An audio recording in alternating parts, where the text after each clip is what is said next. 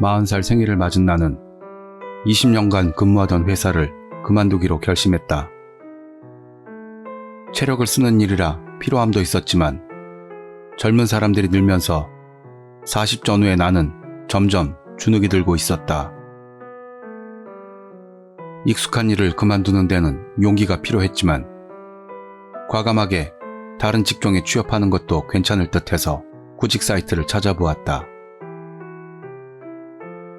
부랴부랴 근처를 검색해 보았더니 K 우체국에서 여직원을 모집하고 있었다. 40세를 넘긴 전직으로는 편의점이나 마트의 계산대보다는 나을 것 같은 안이한 생각에 면접을 보기로 했다. 현에서 제일 큰 우체국인 만큼 여자의 일손이 부족했던지 나는 바로 채용되었다. 나는 계속 접개 업무를 해왔었기 때문에 창구로 들어가게 된다. 첫날 메모장과 볼펜을 들고 긴장 속에서 직장으로 향했다. 처음에 트레이너로 붙여준 인물은 N이라는 남자였다.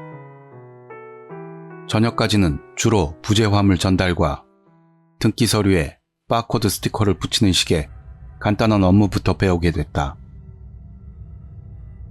모든 일의 시작과 끝을 확실히 메모해놓고 제대로 외울 때까지 메모장과 씨름하면서 첫날을 보냈다. 다음날은 YC, 그 다음날은 IC로 매일 트레이너가 교체됐다. 사람마다 가르치는 방식이 달라서 첫날 메모했던 때와는 다른 내용이 툭툭 튀어나온다. 외울 일들로 머리가 가득 찬 나는 점점 혼란스러운 데다 불안도 증폭되어 갔다. 어느 날 T라는 여성 주임이 트레이너가 된 적이 있다. 63세의 베테랑이었다. 이것저것 배워가던 중에 다른 사람들이 가르쳐줬던 것과 전혀 다른 것을 듣게 된다. 나는 확인을 위하여 일전에는 이런 식으로 배웠는데요. 다른 건가요? 라고 질문을 했다. 그러자 T는 일일이 말대꾸하지 말고 시키는 대로 해. 라고 말해온다. 에? 라고 생각됐다. 들어온 지 며칠 되지도 않은 신입이 질문을 하는 게 이 사람에게는 말대꾸가 되는 건가? 나는 그 자리에서 더 이상은 아무것도 말할 수 없었다. 그 다음에도 T는 틈만 나면 나에게 심한 비난을 퍼부었다. 어느 날 서류에 잘못이 있었는지 T에게서 그 서류 그쪽이 실수한 것 같은데 NC가 대신 고쳐줬으니까 앞으로 조심해 라는 소리를 들어서 제가 잘못했나요? 라고 다시 물어보니 그럼 잘난 당신 말고 누가 실수하는데? 당연한 거 아니야? 라고 말해온다. 죄송합니다. 더 신경 쓸게요. 라고 사과를 하자 변명하지 마. 꼴사납게. 가르쳐주는 게 당연하다고 생각하는 거야? 라고 말해온다. 들어온 지 얼마 되지도 않은 신입에게 할 말일까 싶을 정도로 나는 내 귀를 의심했다. 나는 점점 직장에 나가기가 싫어지기 시작했다. 빨리 일이 익숙해지도록 열심히 해야 했지만 내가 기억력이 나쁜 것일까? 아니면 나도 모르게 미움받을 짓이라도 해버린 것일까? 그런 생각으로 고민하는 나날이 이어졌다. 일만 잘하게 된다면 분명 인정받을 거라 생각했고 들어가자마자 혼나기 싫다고 그만두는 것도 부끄러운 일이라고 생각하면서 어떻게든 출근했다. 하지만 한 달이 지나도 T의 태도는 변함이 없었다. 어느 날 고객의 부재 화물 기록표를 찾고 나서 T에게 호출을 당해 무슨 일인가 생각하고 있자 이거 찾아놓은 게 잘난 당신이야? 찾은 건 그렇다 쳐도 좀 제대로 정리해서 갖다 놓을래? 난 각이 안 맞으면 화나거든? 이런 일처리 정말 짜증나! 라며 내 얼굴을 쳐다보면서 말한다. 더 이상은 한계였다. T의 얼굴을 보는 것도 목소리를 듣는 것만으로도 속이 아파지는 나날이 계속된다. 누군가에게 상담을 요청할까도 했지만 모든 이가 T의 종처럼 느껴져 말을 하면 T의 갑질이 점점 더해질까봐 아무에게도 말을 꺼내지 못했다. T와 같은 조가 됐던 어느 날, 식사도 제대로 못한 채 겨우 몇술 뜬 점심을 다시 개워내는 바람에 몸의 한계를 느낀 나는 급기야 조퇴를 하겠다고 했다. 이제 그만두자. 같은 월급이면 마트 계산대 쪽이 훨씬 낫겠다. 그렇게 사직을 결심하자 T에 대한 증오가 점점 용솟음쳐 올라왔다. 어째서 내가 이런 꼴을 당하지 않으면 안 되는가? 근무 태도도 나쁘지 않고 다른 직종에 대한 불안감은 있었어도 나름대로 열심히 해왔다. 지금까지의 불만을 얼굴을 맞대고 싸울 수 있는 그런 성격이라면 여기까지 몰리지 않았을지도 모른다. 나는 T에게 어떻게 하면 복수를 할 수 있나 궁리한다.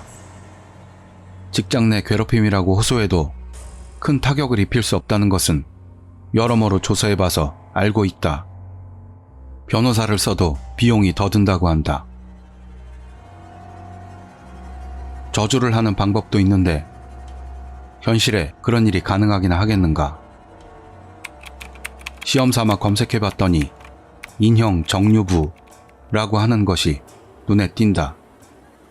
자세히 알아보니 사람 모양의 종이 인형에 증오하는 상대의 이름을 써서 물에 녹이면 저주를 내리는 모양이었다.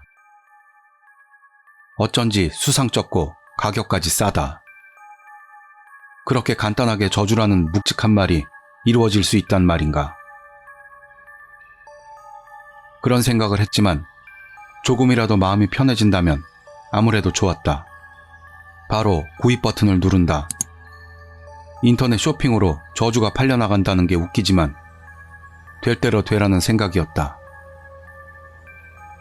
일주일도 안 돼서 상품이 도착했다.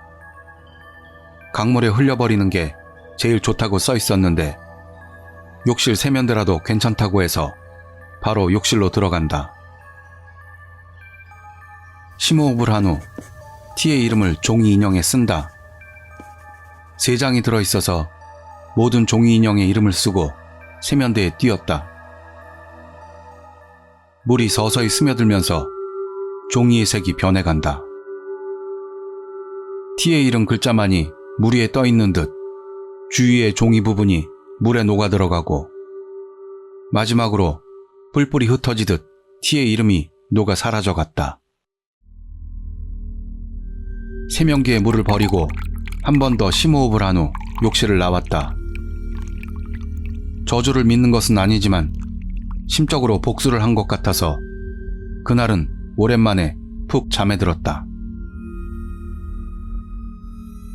언제 그만둘지를 생각하면서 다음날 출근한다. 안쪽에서 T의 목소리가 들려오자 속이 아파오는 것을 느낀다. 역시 내 정신이 한계에 온 것 같다. T를 봤더니 마스크를 하고 있다. 감기 같은 것 같이 보인다. 일순 저주가 먹혔나 하는 생각이 든다. 너무 가벼운 생각이지만 우연이라고 하기엔 타이밍이 너무 잘 맞아서 마음속으로 웃었다. 다음 날부터 T가 출근하지 않게 되었다. 감기가 악화되어 알아누운 거라고 한다. 정말로 저주가 들었단 말인가? 인터넷으로 구매한 싸구려인데. 그리고 그날부터 일주일이 지나도 T는 출근하지 않았다. 그때부터 이상한 꿈을 꾸게 된다. 어둠 속에서 만면의 미소를 띄우며 T의 목을 조르고 있는 내 모습을 위에서 내가 바라보는 꿈이다. 나는 나를 말리기 위해 소리치고 있지만 다른 하나의 나는 아무것도 들리지 않는지 힘을 풀 생각조차 없어 보인다. 꼭 그때쯤에서 눈이 떠진다. 현실감은 전혀 없다. 목을 조르고 있는 게 나임에도 불구하고 나는 방관하고 있는 나 말고는 전혀 의식하지 않기 때문이다. 그로부터 얼마 지나지 않아 T가 죽었다. 감기가 악화되어서 폐렴으로 가게 됐고 나이도 있어서 어이없이 죽은 것 같다. 나는 몸에 떨림이 멈추지 않았다. 저주가 들었다는 공포가 아니고 웃음을 참고 있었기 때문이라고 생각된다. 실패한 인생아, 지옥에나 떨어져라. 죄악감 같은 것은 티끌만큼도 없었다. 저주 같은 게 있을 리가 없다. 나는 그 자리에서 상사에게 퇴직하겠다는 뜻을 전했다. 상쾌한 기분으로 2주 후에 무사히 퇴직할 수 있었다. 매일 기분 나쁠 정도의 미소를 지으며 일하던 나를 말리는 사람들은 하나도 없었다. 다음은 어떤 일을 찾을까? 이제 두려운 것은 없다. 티 같은 것들이 있다면 다시 저주를 걸면 된다. 물론 저주 같은 게 있을 리가 없겠지만 말이다. 새로운 직장은 어떤 사람들이 있을까?